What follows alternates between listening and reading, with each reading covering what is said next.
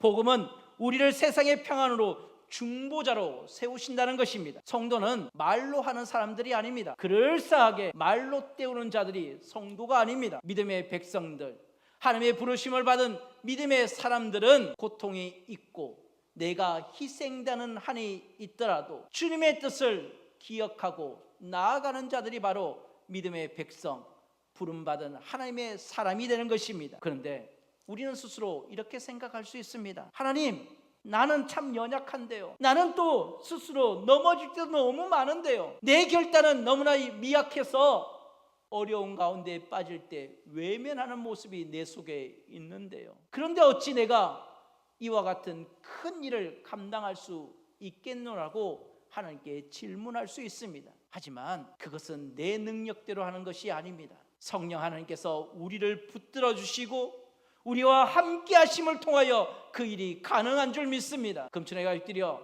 주님께 한 걸음 더 나아가시길 소망합니다. 무릎 꿇고 기도하시길 축원합니다. 내 능력이 아니라, 내 힘이 아니라 나와 함께 하시는 그 하나님이 그 일을 감당하게 하노라고. 이것이 바로 복음인 줄 믿습니다. 오늘 우리는 십자가 앞에 서 있습니다. 그 십자가는 우리를 외면하지 아니하시고 우리를 하나님의 뜻 가운데 세워주시는 하나님의 놀라우신 축복임을 우리는 너무나도 잘 알고 있습니다.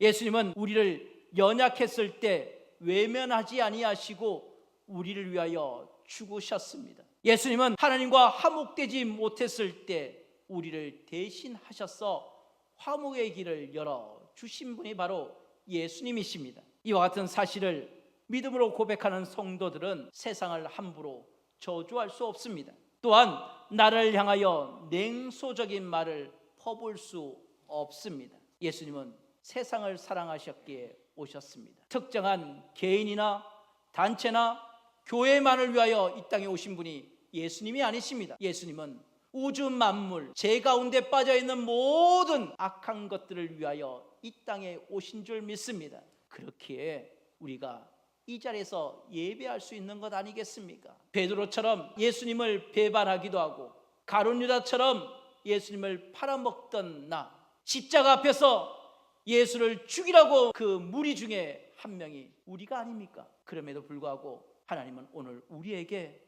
너무나도 귀한 사명을 맡겨주셨습니다. 이 나라와 이 민족을 위하여 평안을 간구하라고, 이것이 바로 너에게 맡겨진 사명지라고 우리를 부르셨음을 잊지 말아야 할 줄 믿습니다. 우리 금총교회가 갈등을 봉합하는 교회가 되길 소망합니다. 우리 금총교회가 온 세대를 하나로 묶는 그런 교회가 되길 소망합니다. 나를 위하여 기도하는 교회가 되길 소망합니다. 청년은 장년의 수고와 헌신을 존중하고 또한 장년은 청년의 열정을 응원하는 그런 교회가 되길 축원합니다. 나라가 어렵고 힘들 때 교회는 그 나라를 위하여 기도해야 합니다. 하지만 명심할 것이 하나가 있습니다. 교회는 권력을 탐해서는 안 됩니다. 교회는 하나님 앞에서 나라의 평안을 위해서 기도해야 되고, 교회는 삶의 자리에서 하나님의 평강을 세우는 통로가 되어야 합니다. 권력에 눈이 멀면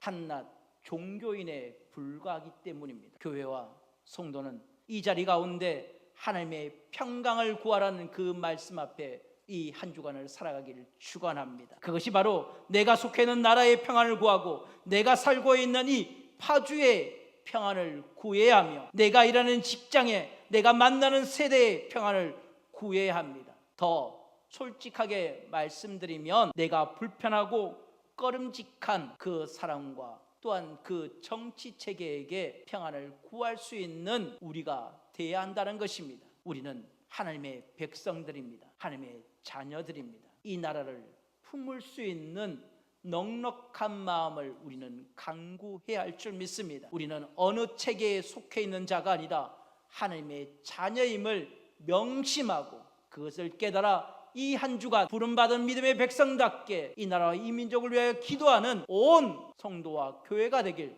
주님의 이름으로 축원합니다.